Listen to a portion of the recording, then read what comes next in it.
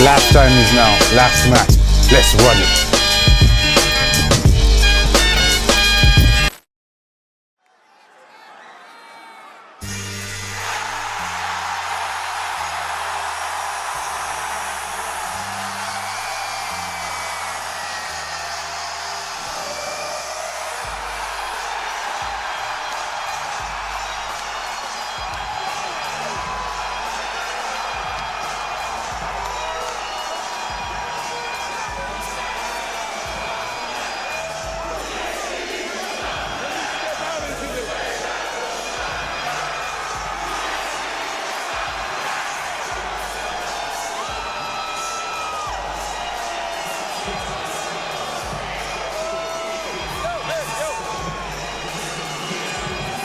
It's gonna seem weird.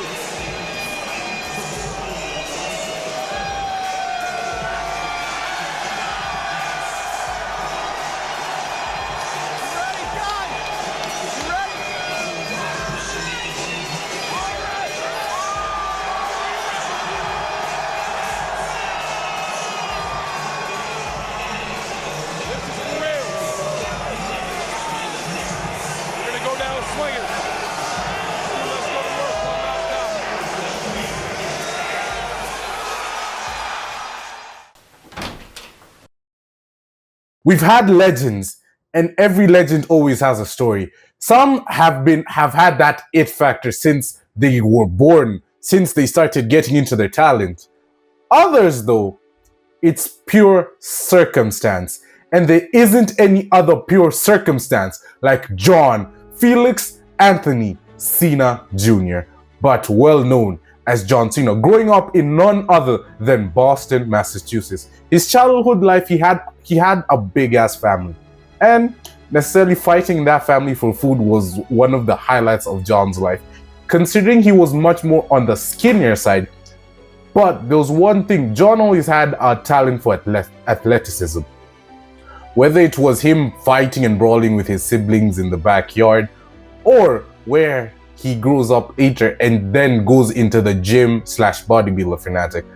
But within the Anthony Cena Jr. family, there's always been greatness, and that is none other than John Cena's great-grandfather, who himself was a pro baseballer. And necessarily you can kind of see that there's signs of greatness, but we're not there just yet. Cena himself in school, he didn't like how he wasn't as big or as strong as anyone. But that kind of changed. Not kinda, it did change when he was butt weights, and necessarily towards the end of his school year and high school year, he became the strongest and the biggest. If we had like a scale of 1 to 10, John would probably be a top 5 big, strong dude in there. But necessarily during this, he got his degree in exercise psychology. Would you believe this man didn't even want to detour? The concept of him actually doing anything WWE wasn't in his sights. And if I told you that one circumstance would lead to another in him doing that, but one of the biggest importance was his degree in exercise psychology wasn't really the best. His parents actually wanted him to. He wanted to prove his parents, yeah, you paid this money for me and I will do it. Not necessarily his parents were that bad off. No. They were, I would say, well off in the time period. But Cena himself, living in a car with only about 500 quid or 500 bucks to his name, he could have gone home anytime, but he's like, nah, I want to prove that I got this degree. I'm going to prove that I read this, and I will showcase why why I'm going to do great, and that I didn't study all this bullshit for nothing. But also in high school, John Cena, again, the athleticism showing, was a pro footballer. And for reference, it's American football I'm talking about, not football. But in Springfield College, and necessarily, man was big. I'm just gonna say, man was big, but in his pursuits to getting into the bodybuilder life, because football wasn't necessarily going to be his forte, he kind of also failed at that. So he said, you know what, bodybuilding ain't too bad. No, I'm saying, biggest backup plan. And necessarily, he also failed at that. So it was a bit quite interesting with that. Also, did you know this man only ate pizzas? There was this one restaurant he went to. In this particular restaurant, John necessarily had to eat a large pizza. The essence of this was finish the pizza and you don't gotta pay. Even it came down to one dude in the store saying, "Yo, dude, if you want a free pizza, we can just give it to you." Man said, "I love this shit. Plus it's free. FREE free, and I'm finishing it." But his efforts never truly did stop. Don't get me wrong, he still trained in the gym to his hardest. And because of this training in the gym at Orange County is when I would say the birth of, let's say, prototype, if you will, was born. But in Orange County, this is where he would slowly get into the groove of it, where he'd be doing y'all gym fanatics, y'all know how y'all do it with you know, your reps, your whatever. But the prototype is when I would say Cena would actually make a sort of debut. The prototype was basically Arnold Schwarzenegger, I'll be back. But if you look back at it, I'm just gonna say one thing. There are elements of the Cena that you will get to know further in this video. But I'm just gonna say it wasn't really John Cena. He literally just tried to portray. He didn't even have any mic skills. If anyone in this current day, you know, John Cena is known for his mic skills. Great speech, just to say, just for a little snippet of it. But he was just more so, I'm happy to be here and I'll wrestle. Yeah, John Cena, I'm happy to be here and I'll wrestle. I know, you think I'm capping, but that's how it is. But there was just one place I would say you wouldn't expect Cena to thrive. But god damn, this man thrived in OVW. I would say this was the place where the golden age of wrestling was. Because you had people like Brock Lesnar, you had people like Randy freaking Orton, you had Batista, you had Shelton Benjamin, who were apex predators specimens. Let's be honest, Brock Lesnar, Randy Orton, who had generations in wrestling in the background. Yeah, you wouldn't believe Cena. But then, someone like Cena matched up to them in every aspect, despite some of them being bigger than him, stronger than him. And because he loved that shit, he even said he would wrestle for free because he just genuinely enjoyed that. And that's just, that type of energy is what we like. But necessarily at OVW is where he met, I would say, one of his greatest, I'm going to say stepping stones, or let me just say it in a better light, friend, Ricky San Martino, where he was John Cena's tag partner in OVW. They were both great on the mic, but necessarily Cena was just more so like, yo, Ricky, you handle the mic work, I just want to wrestle and just have a blast doing it. And they both became tag champs.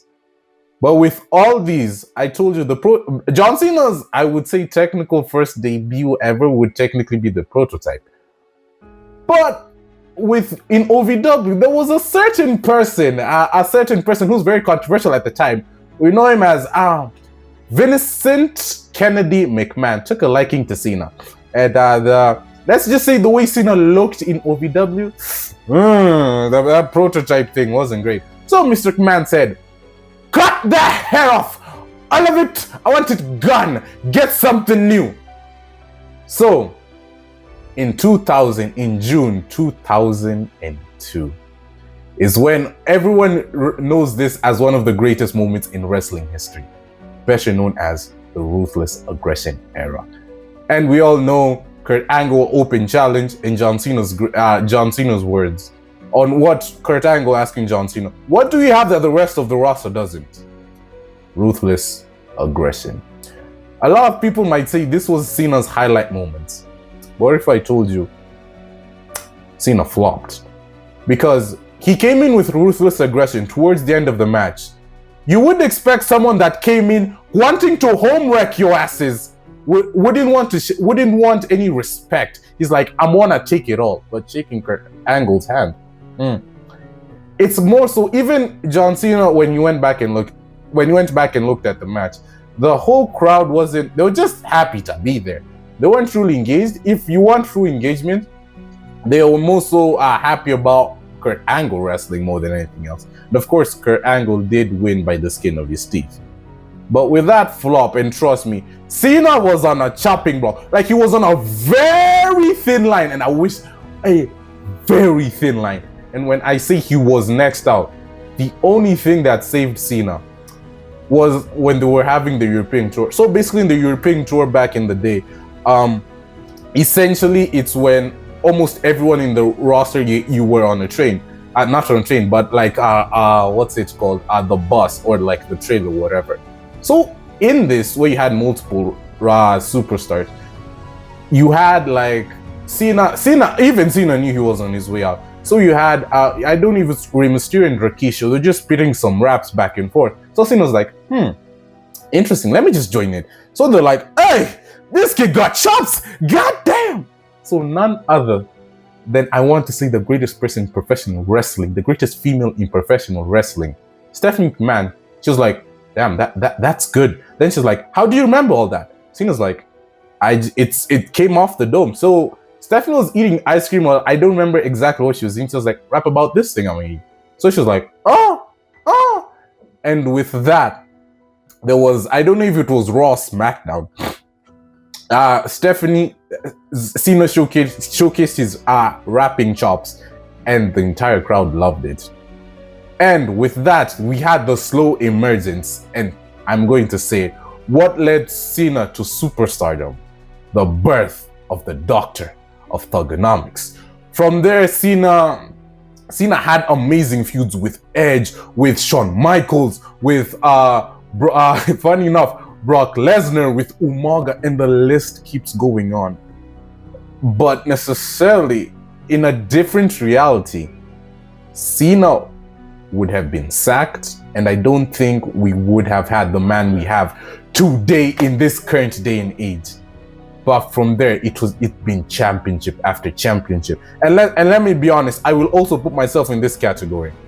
Where the OG, there was a time where the OG fans were like, yeah, sure, he's a rebel, blah, blah, blah, but I don't like this nigga. That's like, but the young audience, when people like me from the 2000s, let's say 2003 onwards, we enjoyed this nigga. He had the charisma, he had the chops, and he had the mic work to put you to bed. So I don't know what you're saying that he's not good. And that's how he is, because it was a title match after title match. And we kind of see this, we don't see adversity, but we kind of see this never give up mentality where he's like, y'all hate me in this city. Y'all want me to be pushed. You want this nigga to win over me. I'm going to prove you all wrong. I'm here to make a statement. My name is Jonathan Anthony Cena Jr. And I'm here to make a statement. And also within this time span, we have the greatest theme in the WWE. Mark my words. Better known as The Time Is Now. And from that to up until date, the rest, Cena has carved a path to victory that is so monumental, but it started with upset after upset. So many things were circumstantial that just lined up so well to become the greatest of all time. The rest is history. But with history, we always have to look back on it. And it always leads to some people calling others a superhero, while others may call him Super Cena. As superheroes, we always see them in fiction, but we've had occasions where we have superheroes in our day-to-day life or in our day-to-day entertainment, whether that would be in football, glazing Cristiano Ronaldo, or Messi, or Pele, or Kaka, and so on and so forth. But in wrestling, we had our own Superman. Not a lot of people liked him, not a lot of people hated him, but that is none other than John Felix Anthony Cena. And goddamn, I wouldn't joke with you. I would literally believe this man was Superman. It all started in roughly somewhere around 2009. John Cena at the time building up to become the face of the WWE. They're like, yeah, what we were gonna throw this kid back out in 2000, but like now he's him. He's the dude that says thing. He's the dude that's like boom, and we'll go that way. So in a match, I don't remember what match exactly was it, but John Cena tore his pectoral muscle clean off the bone. And doctors speculating, saying, oh, you're going to be out for a whole last year, or it may be 1 year, 6 months. But if I told you, John was like, I'm going to be out that much. Okay. Not only did he do the necessary resting, not only did he take care of his body, his health, and also his wealth, if you want to go down into that, but he recovered in no less than 3 months, making his debut at the following year's Royal Rumble at the last at contestant number 30, going on to win the whole goddamn thing. And not only that, but for a title shot at WrestleMania. All I'm gonna tell you is this is just something that John Cena always does. People are gonna be like, oh no, Super Cena, blah blah blah. This man, in all adversity, when everyone is telling him, no, it's not gonna happen, or you're not medically cleared, John's like, nah, I love doing this shit. I will put my body, mind, and entire soul on the line because I love doing this shit. But from there on, he had some amazing matches. He also had some stinkers. Let's not be honest, from like the 2000, the Super Cena era into the PG era, you had those let's go Cena sucks chants slowly making their way in. But that's when also you started noticing that John Cena was slowly becoming the guy. In case you don't know what the guy is in WWE standards, it means the person that is seen as the face of the company. When you had a Rock that left, a Hulk Hogan that was getting older in years, a Stone Cold that, And so, the person to take that torch, yes, we had a Batista.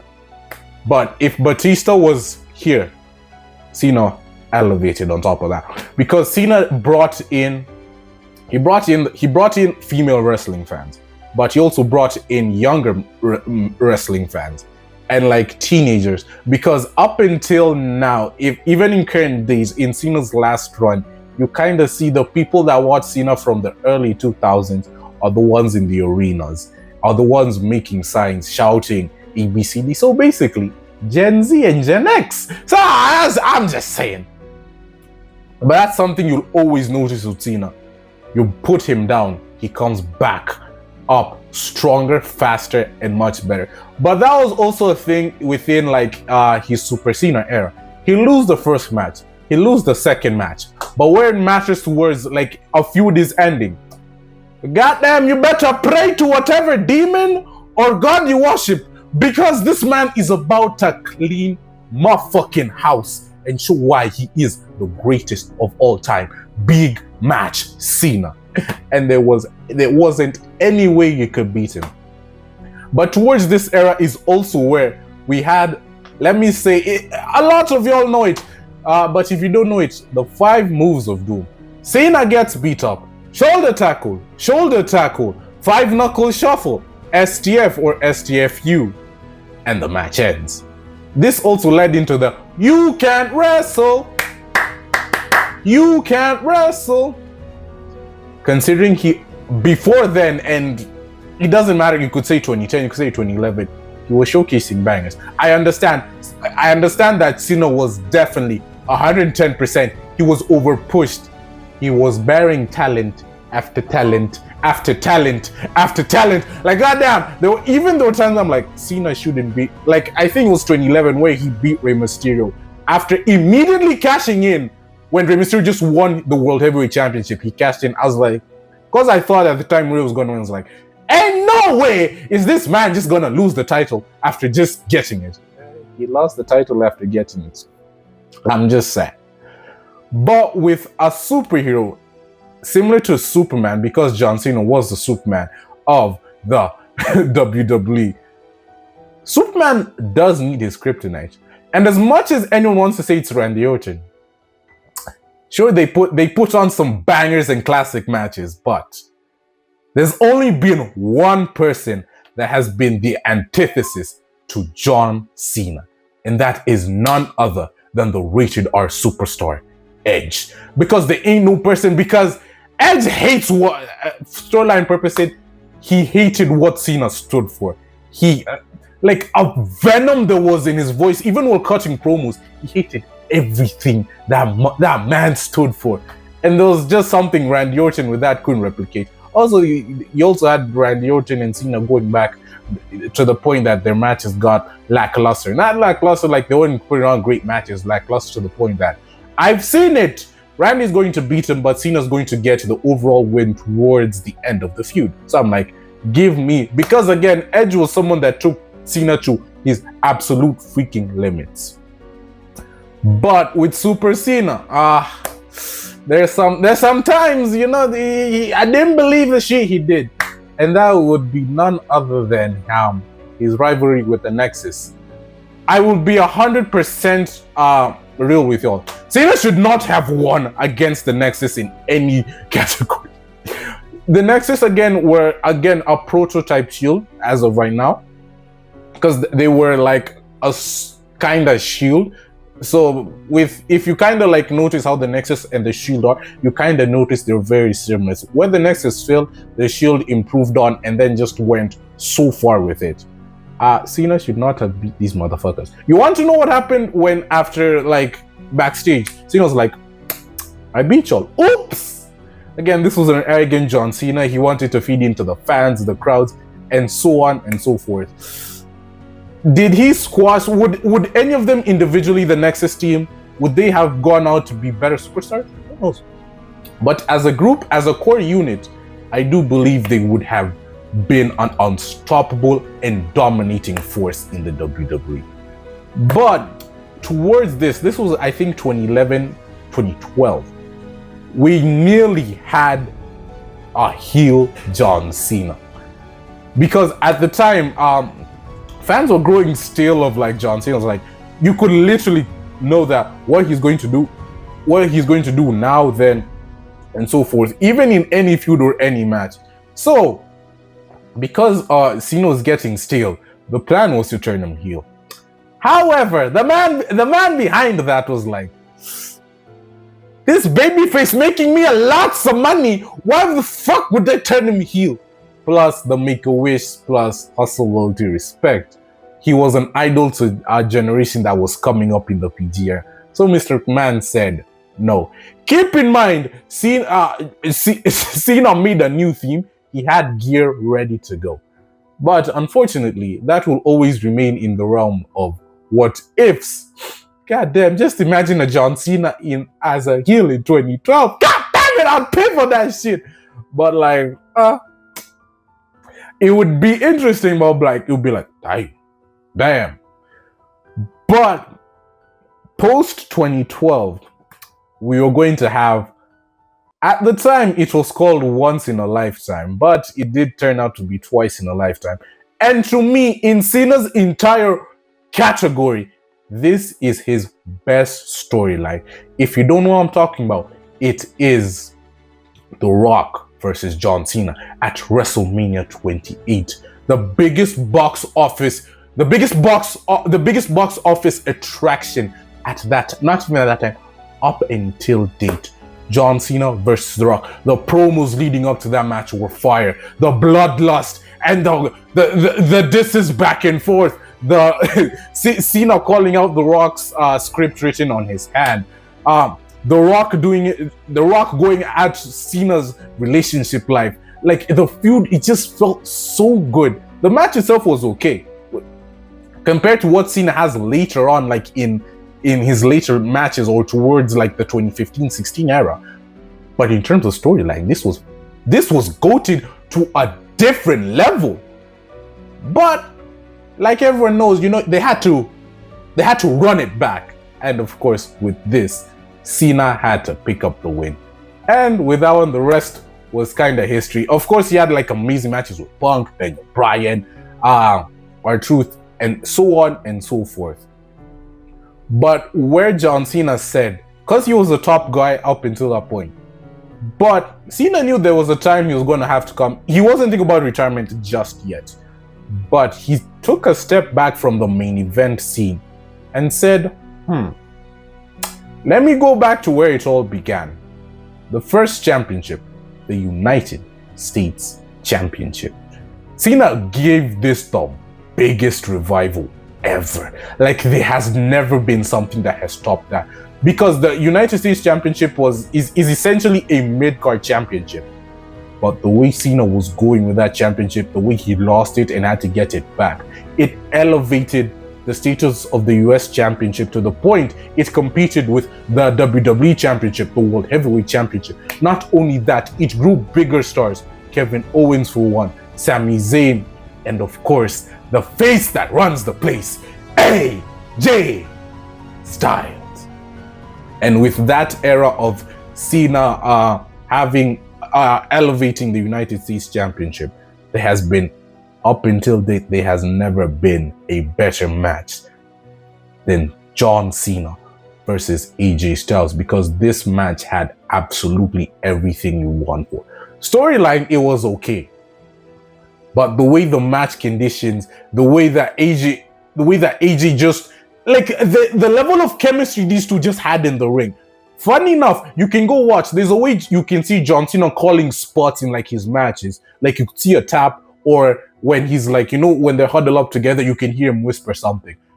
It's still there in that match, but like you see it less. It's like they're in each other's heads, knowing, okay, he wants to go for the Styles Clash, but he wants me to reverse it, or he's going for an AA. So okay, I have to either kick out of it or I have to reverse it into something else.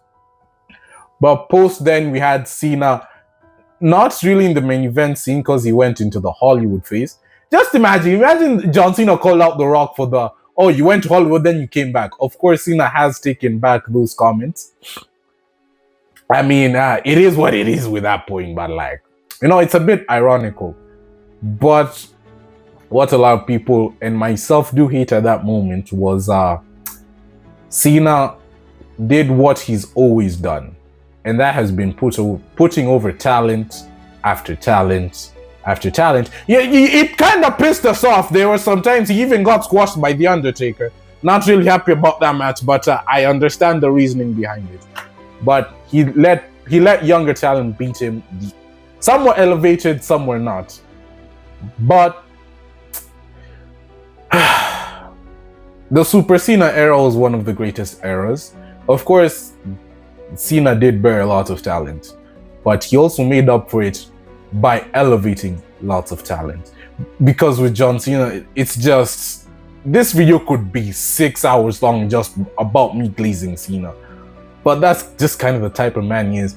As in his younger years, he's arrogant. He wants to be the face. He's hungry for it. And then later stepping back and saying, I did a lot of bullshit when I was younger. I gotta make up for that.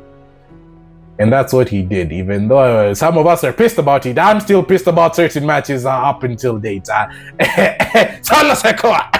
What? I coughed up a Solo Sikoa. I'm just saying, Austin Theory, etc. The squash against The Undertaker. But with all that said, it sucks when you know that someone you've watched for the longest time is in his final run. I am as sure as the sunrise. I will be there. I will always be there. I want to leave the WWE a better place than when I walked in the door at first. That's what I want as my legacy. From West Newbury, Massachusetts, weighing 251 pounds, John Cena. All his life he's been told he'll be nothing when he's old. All the breaks and all the blows, he won't ever let it show. Cena, do you want to quit? No. Still starts to grow. When you've been fighting for it all your life. The Rock has beaten John Cena. John Cena, a team redemption.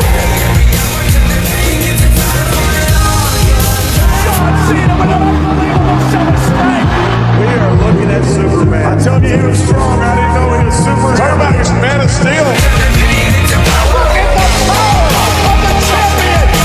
I am proud of what I've done here. I am proud of who I am, and I am proud of what I've become. You can struggle and to make things right. That's how a superhero learns to fly.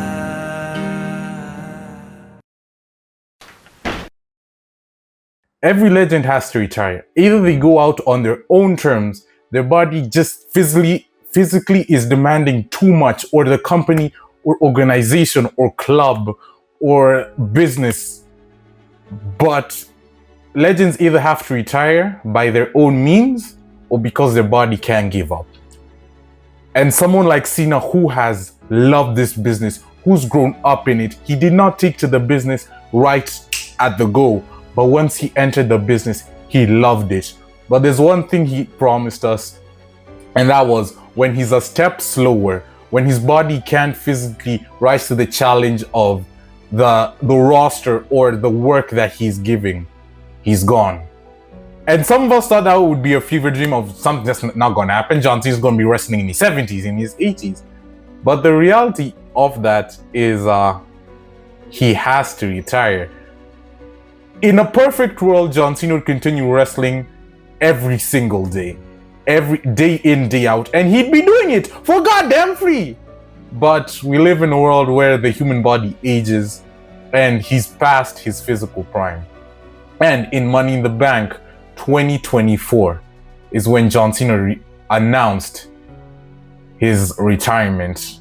To many of our dismay, thinking it would be something else. Thinking, it's a curveball. But come 2025 at the Royal Rumble, the last time was truly now. There are very many ways that people perceived Cena's last run. What opponents he should be facing, how it should go. And on top of that, it led to a lot of speculations. But after every single match, once the cameras were off, Cena got standing ovation after standing ovation, because they realized, even the fans knew that this is the last time we're going to see. There's no point in booing you. There's no point in saying you can't wrestle, all these single things, all these hate comments, saying his 5 moves of doom. No, because it's reached that point where everyone genuinely respected Cena and be like, he's done a lot for this business and we really should appreciate him through these last moments, through this last run that he's going to have. And that's what I liked about, once the shows were, everyone just stood up and started clapping. And the chant was always, thank you, Cena, ta-ta-ta, ta-ta-ta, thank you, Cena. But, with this run, let's just say there's been a lot of frustrations. WrestlePalooza for once. I don't understand the squash match. The whole point was making Brock Lesnar look bigger and unbeatable. Personally, you didn't need to do that. I know it's Cena's final run and he can't win every match unless we know we're fantasy booking. Someone rerun the last run in 2K25/26, because I'm just saying that I need a fantasy booking. But WrestlePalooza and just it being a whole squash, I didn't think really benefited. Then we have the most controversial thing. Not the heel turn. The heel run. I also hated it, but it was more so I hated the heel run to an extent because it was dependent on one Dwayne The Rock freaking Johnson. His bitch ass was the reason. I could imagine this heel run could have been just because what he just came off doing with the final boss. Imagine if he could implement that with John Cena himself. I'm telling you, the bangers that we could have had. But no. It's like, no, this is Cena's thing. And I'm like, okay. So the entire build up to him taking his soul was just bullshit. And of course, Travis Scott. But there's a lot of other things. And then we also had a lot of lackluster matches. People hate the R-Truth match. I kind of see that as a good filler match towards it. But there's just, if we start opening up that can of worms, this entire video will be about me dissing and how badly the heel run was. But a good point in it was Cena's always been a master. No. He buries people on the mic. There only been a select few people, and you can literally count them on this one individual hand. There've only been a select few people that have gone toe to toe with Cena. When I say toe to toe, like literally getting on that top tier echelon and going bar for bar with him on the mic. One of them has to be CM Punk. The other one has to be The Rock. Some may say Cody Rhodes, but the third one you can have whoever. But CM Punk, The Rock. The third pick, I leave that up to you because it can be any one of your go-to whatever. But that's just, Cena's always been great on the mic. Now we'll talk about, I'm gonna say the greatest thing we saw in like wrestling history, which was the heel turn. But a bit of context, Cena always said, and this was, I remember watching this interview, it was like, how would a heel run work? Would be the opposite of everything Cena stood for. His motto is hustle, loyalty, and respect. You can invert that to however you want, but we'd be getting an opposite of the Cena we know. So in let's say 85% people expecting a different turn. So new gear, new attitude, something reminiscent to like almost the Doctor of Thuganomics, even if you went down being a company man route. But with the dates we only had 36 dates. And the moment he had at WrestleMania, kicking Cody Rhodes in the shaboing, it was goddamn cinema. But afterwards, I'm going to say it was it was a bit. It's not disappointing. I'm just gonna be honest. It was very lackluster too, because it's not even the point of reaching the perceived notion of what fans wanted. It's that we had limited dates, and you spend a good majority of this just wasting our time. Because as a heel, I do understand the point of heels and how they take a good time to get built up, but trust me, as John Cena's is great in the interview saying, "Oh, I had a certain amount of dates," but trust me, even if with those amount of dates, with the right storyline and the way he could have turned back babyface, there's so many ways you could do it. It's just not, oh, Cody Rhodes, I want the John Cena. I was like, so you're telling me I wasted about a good chunk of your retirement for seeing you as a heel, and they only took one dude that's the champion, that's the face of the company, being like, I want the real John Cena. Considering the work in the storyline and the promos he was cutting, talking about him being a human being and he's been always in a toxic relationship with the WWE universe, and you're telling me that it only took one conversation with the face of the company for that to work. What? And I'm not the only one that thought that. But with this run, we did have some amazing matches. Punk versus Cena, that freaking hell. Cena's pipe bomb. You know that what would have made it even better is if Cena just disappeared and then just came back. But like the pipe bomb was amazing, and the amount of people he called out. Oh, this is what I'm telling you. The heel run could have been monumental, in such a monumental, and put like another stamp on the legacy of John Cena. But great matches, great storylines. And then we had one thing I never thought I'd see: a face Randy Orton and a heel Cena. They made absolute cinema with what they were doing. Of course, the controversial bit is people not liking the ending of the match or the storyline. And as much as people want to hate this man, goddamn, you gotta respect Logan Paul. He puts on banger matches after banger matches after banger after banger after banger. Then a match that, because the WrestleMania match, people are like, but where I'm gonna say that this match, and honestly, even if I booked it myself, Cena would lose to Cody Rhodes at SummerSlam because the match they put on was goddamn Jesus. I couldn't even explain. You literally just had to watch that match, because from the moment the bell rang, you had an old time. We had our babyface Cena against our babyface Cody Rhodes going at it for, I think it was about 30 to 45 minutes of pure goddamn wrestling. Cena pulling out moves you didn't expect because that was just this one move. I don't know if it was a senton or something where he did it close to the announce table. I was like, what the fuck?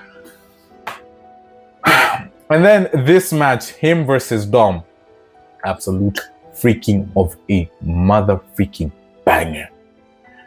And then a match, again, this match didn't need the storyline because we all know this man loves beating up John Cena.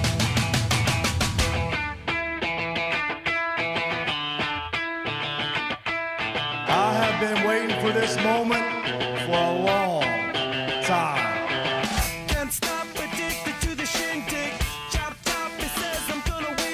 Is there a chance to wrestle Cena on his retirement tour? I don't know. I don't make those decisions. That'd be great to see. I would love to have it for sure.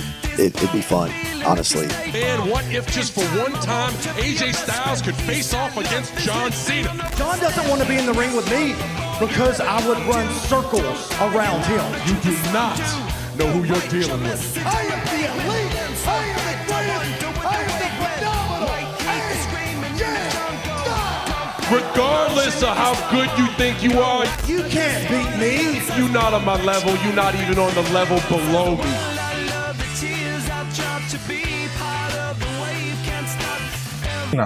AJ versus Cena. In terms of across Cena's entire career, his best performance has always been in the ring with the face that runs the place, the phenomenal AJ Styles. But towards this run, we had some monumental moments. I believe there are 2 times I did cry in this run. And one of them was when I saw Cena lift number 17, even as a heel. That was... I couldn't explain because there was so many times past 2016, 17, I'm like, oh yeah, Cena's gonna get that number 17. But having it be at WrestleMania, him being a heel, it was a freaking banger and I loved it. And then just hearing that 1, 2, 3, Cena raising the title to capture, defeating Ric Flair's record of WWE's World Championship titles, crowning him as the greatest of all mother freaking time. The never seen 17, the last real champion, John Cena. But to go off that, we also had him winning the Intercontinental Championship, making him become a Grand Slam champion, and in none other than Boston, Massachusetts, at Madison Square Garden. There's some things you just can't write, and the way that they just blended all into a nice bun was just so freaking amazing. But the run hasn't been great. Let's be honest, everyone from the Royal Rumble to Money in the Bank to Survivor Series, all I'm going to say is there are lots of things that could be better. Number one, if I'm booking it, Cena's retirement starts early from 36 dates because our wrestlers' contracts about a real wrestling, because Cena wanted a whole ass wrestling like tour, like how we did back in the days, 220 dates. If I was booking it, Cena would have nearly, let's just say 120 dates, but it starts earlier. It starts at it starts off much earlier. It starts off in 2024 rather than the Royal Rumble, because there are certain storylines that did not make sense, some that were a bit filler, some that I'm like, okay, he's saying Logan Paul's the face, yada yada yada, but he had bangers with Logan Paul. All I'm gonna say, remove the WrestlePalooza. I don't believe, to me, in my entirety, that match didn't make any sense to me, if I'm being honest. He's been squashed because they're like, okay, Cena versus Brock, this is gonna feed families. But then you see Cena coming out with children, it's like, he's gonna get squashed, ain't he? Because funny enough, anytime John Cena's come out with Make-A-Wish children, it doesn't end well for him. I was like, he's come out with Make-A-Wish kids, he's gonna get squashed. This is a squash, ain't it? But besides that, it brings fucking hell. It brings a bit of tears to my eyes knowing that as of the time of me recording this, it's Thursday. There's only 2 days left until the greatest of all time retires. But to none other than Gunther, or the Ring General, Gunther. A lot of people online, there's been a lot of discourse about this. But to me, I'm like, Gunther should have been a match, but not the final match. Of course, he's the stereotypical, let's just say, how do I say, person that John Cena would face, like build for Cena to beat him, or Cena to technically put him over, or to get squashed by Cena. That's just who, like, I would say Gunther is. But having him as his final, like, I have no problem with it. Are there better people that I wish were in that position? Goddamn yes. Because necessarily it's like there was the last time, is now tournament, but it felt like, yo, this is all Gunther. You could have someone like LA Knight, but I don't believe those are the people or the person that should have been John Cena's last opponent. And of course, we know Gunther is going to win and he's going to go on, because with how it is, I don't believe it pushes Gunther or like gives him any credibility. He already did it to Goldberg. It doesn't make sense for Cena, but I know they're going to make a banger match and I can't wait to see it. Some of us will be crying, aka me. I don't know about y'all, but how would I book the final run? As I said, we increase it to 120 dates. We take out the Rock storyline, but let me cook with this. We incorporate Uncle Howdy. Why Uncle Howdy? Why would I put Uncle Howdy in this storyline? Of course, he could end his other storylines much earlier, but because there's only one person that I could say made Cena be on the pinnacle of turning heel, or you have Uncle Howdy, aka Bo Dallas, trying to beat John Cena to reclaim what Bray Wyatt was saying. Because I could imagine it doesn't, and the trend would still be at WrestleMania. Because look at this, you have it from 2024, Cena and Howdy, a best of 3 series, but in each individual series, Uncle Howdy wins. You have promo matches, Howdy getting into Cena's head, yada yada yada. Then you still have Cody and The Rock. But instead of The Rock doing like this, the scene darkens a bit and the camera pans to the Jumbotron, right? You have Uncle Howdy. Then you kind of see Cena turn. Bah, hits Cody with whatever. And then on top of that, hits The Rock. Because Howdy and Cena, he could have the Wyatt family, it doesn't really matter. They have their best of 3 series, blah, blah, blah, blah. Of course, now Howdy, each and every single win has been etching at Cena, being like, you don't got it anymore. Why be the hero that they want during all of this? Because if you saw that and that storyline, I could believe. But it would accumulate with Howdy losing to a heel Cena. But what would I would say the turn would slowly come towards like SummerSlam, right? But of course Cena would have all new gear, whatever, giving us what we want, of course. How it would happen, it's just like, even with Cena becoming a heel, it's the fans are cheering him. In fact, we have louder cheers when Cena's doing the most heelish thing, his promos. Even when he's with his promos, it's just more so the fans, thank you, Cena, da da da da da da. Thank you, Cena, da da da da da da. We are sorry, da da da da da da. And the fan noise just grows louder and louder and louder and louder and louder. To the point Cena's trying to make a promo is like, and you start seeing it slowly in matches that he doesn't do the heelish thing. He's like, as the fans' cheers just slowly rise and echo and just get louder, you start seeing Cena do his face style matches. Da-da-da. There's one where he wins clean. There are times, of course, he goes back to that heel persona. But what helps him is the roster. There are times where, of course, he beats people heelish, but the fans that support him. And what I think would be great is like if people just came in, show their appreciation, blah blah blah blah. You don't need to do this. Da da da da. We respect you. You've done everything. So what it culminates is Cody and Cena still have their back and forth, right? But it's at that moment, I would say, rather than Cody saying ba ba ba ba ba ba ba, they say we want Cena. And this has been a Cena that's almost to the way to SummerSlam, that's been conflicted, that's been like, oh, he's been conflicted because he's been that good guy, he's been that bad guy. And I think, like, however WWE would do it, it should be a kid. Let me just say that even in a backstage interview, let's say during one of the promos or leading up to it, because this is a Cena that will be here for a good majority, for 120 dates. That being a fan being like, I respect you, like he could say, I respect you, John Cena. I've watched you for the longest time. And that's why I will support you.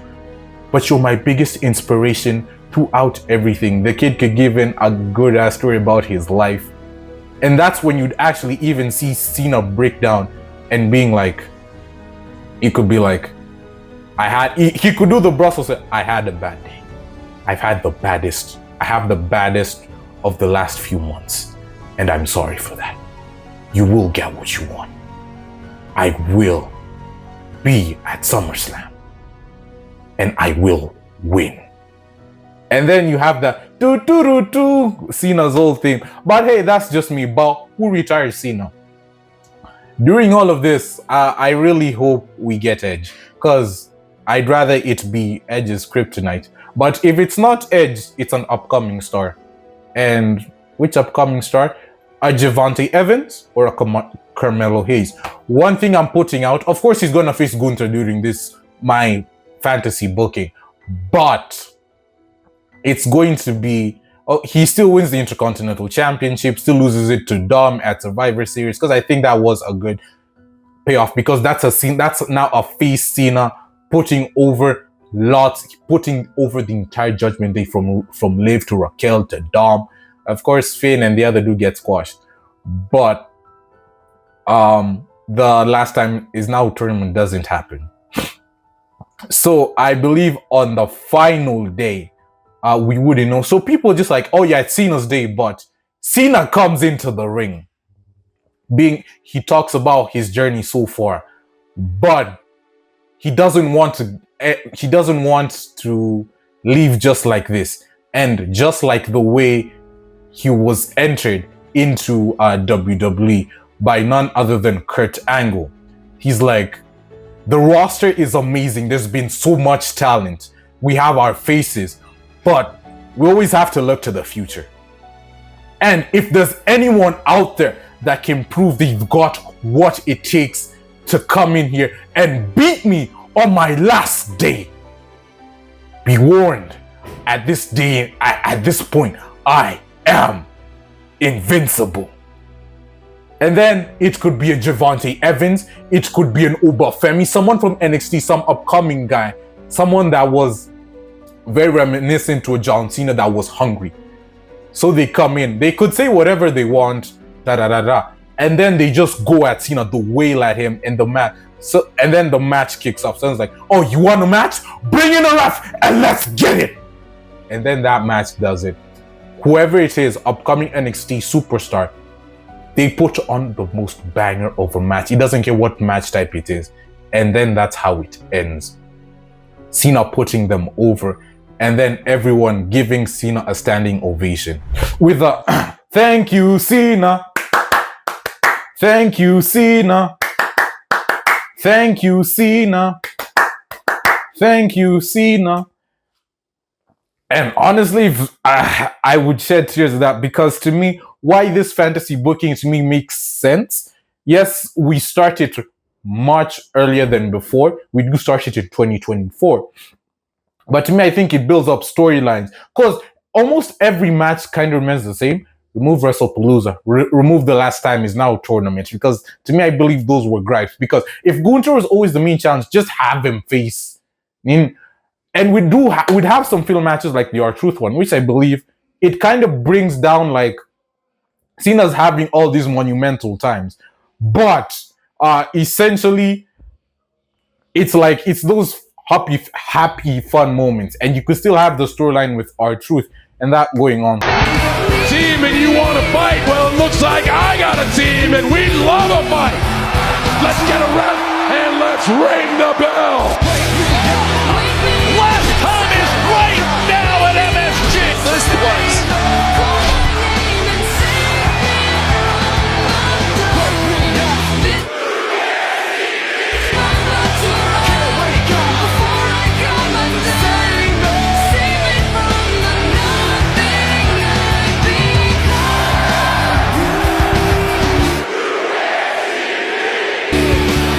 It's just too good. Triple it. Throw. AA. Why not victory?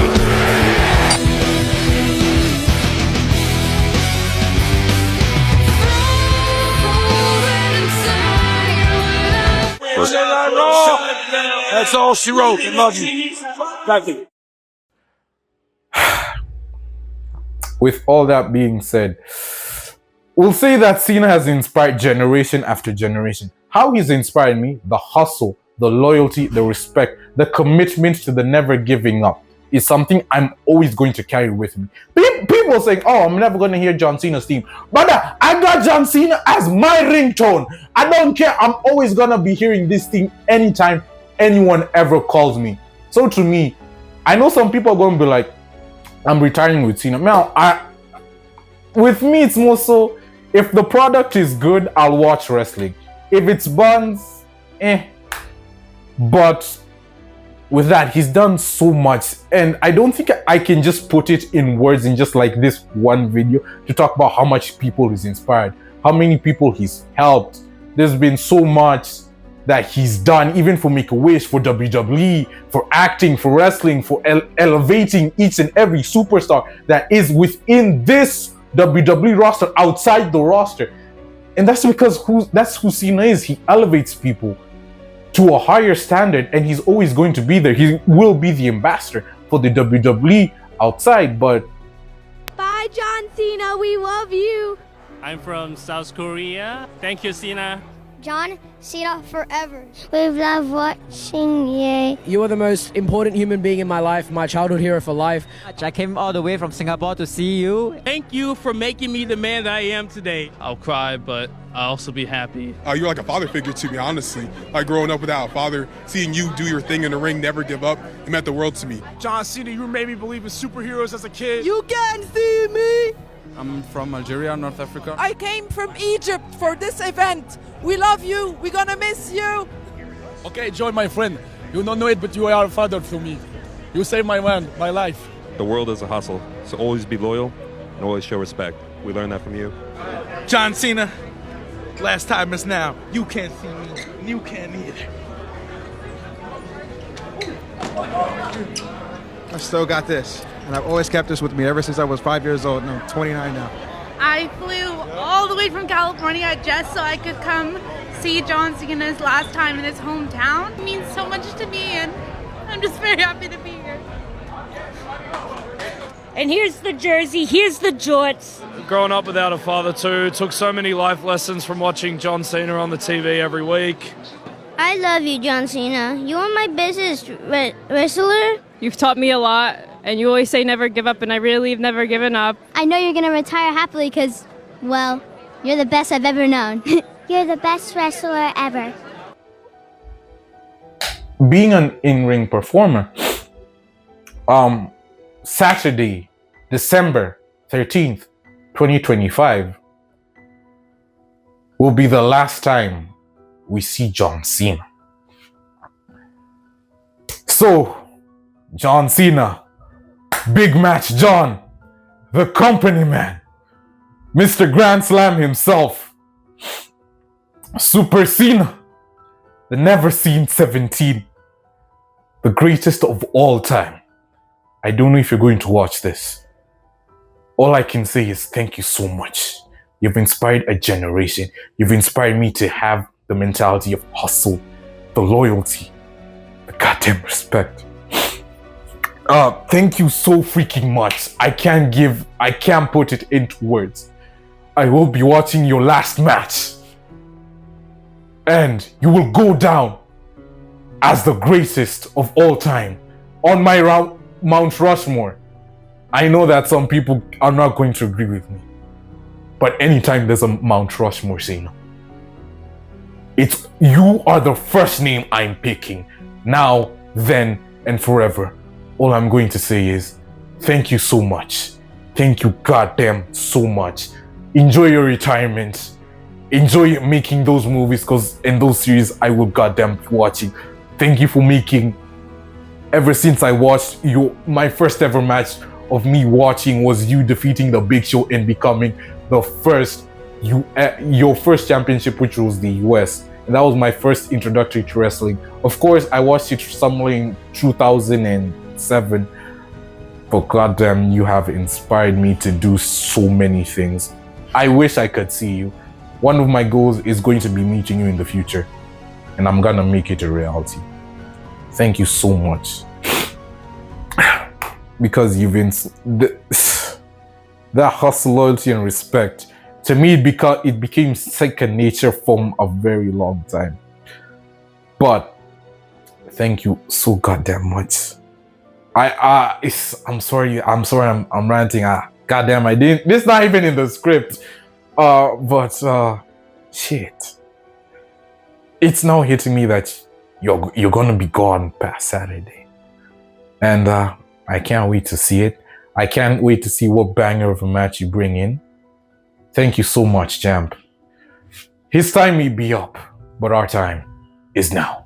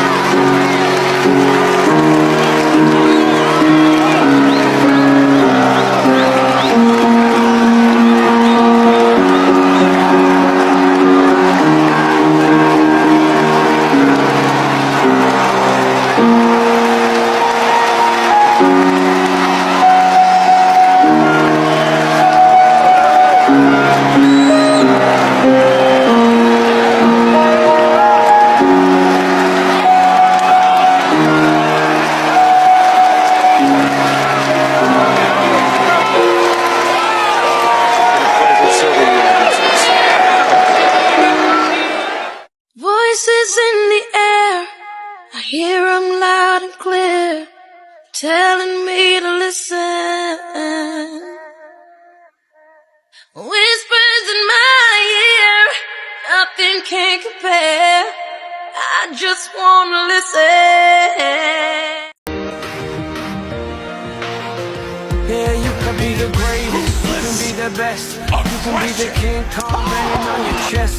You can beat the world, you can beat the war. You can talk to God, go banging on his door. You can throw your hands up, you can beat the clock. You can move a mountain, you can break rocks.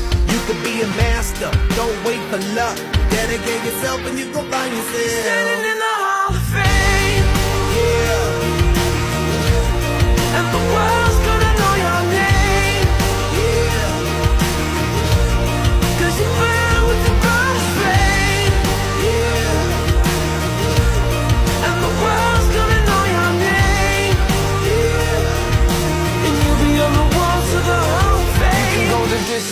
You can run the mile.